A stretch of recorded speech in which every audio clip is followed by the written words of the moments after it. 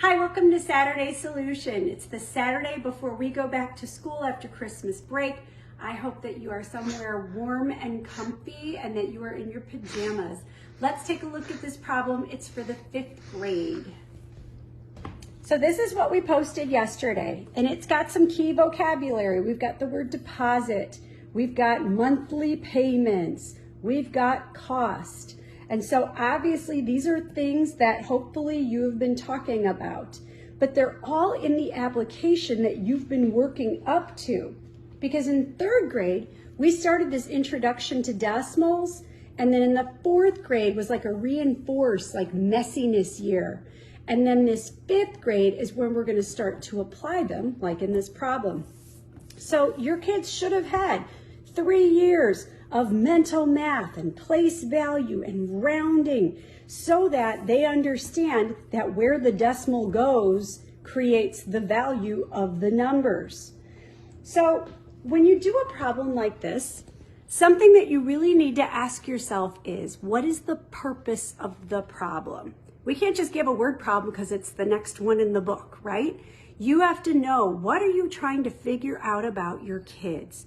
What do you want to know about them by giving this problem so that you can use the data from their answers to kind of diagnose where their thinking is?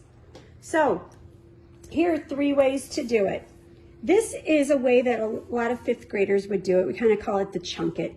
They take numbers and they start manipulating them and doing things with them. And this is great. The hard part about this is that kids will often lose what the numbers mean. They'll start multiplying stuff and then they'll be like, what do I do with that? What did it? It's hard for them to keep track of what the number stands for. And so that's why we harp on this whole labeling thing. We have to make sure that kids understand what the numbers mean. Here's a second way. Here's a bar model way.